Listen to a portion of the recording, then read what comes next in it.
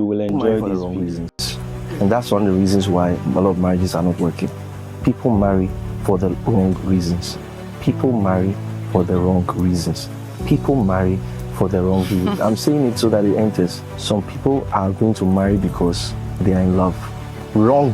Purpose comes before marriage. And because of that, if the marriage does not fit the purpose, it is not worth marrying. Those are the things you consider when you are going to marry. You consider purpose first.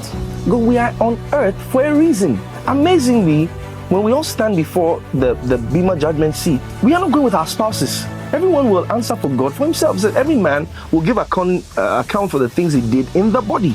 So if that marriage is not helping you fulfill the purpose for which you were created or God brought you into the world, that marriage is a distraction. So people are going to hell because of who they married.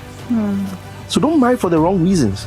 So then the question is, are you overly ambitious? Or what if that person's purpose is that the person should not force herself to marry? Marriage is not a graduation in life. And because when we think it's a graduation in life, when someone is not getting married, the person looks like she has failed. That's wrong. We are individuals to start with. We don't need to have a marriage partner to be complete. We are complete in him.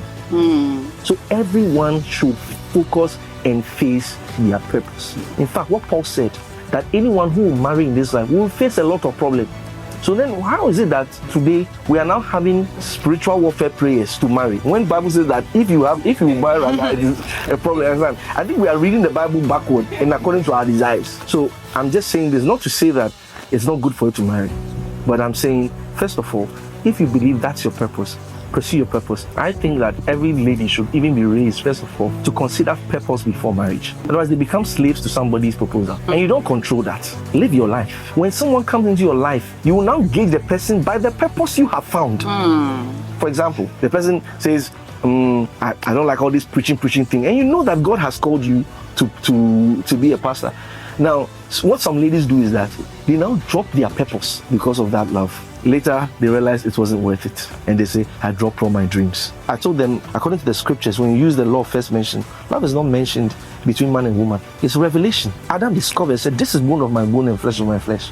And God had given Adam work. So the woman came in when there was purpose. So purpose first. Never forget that. Purpose first.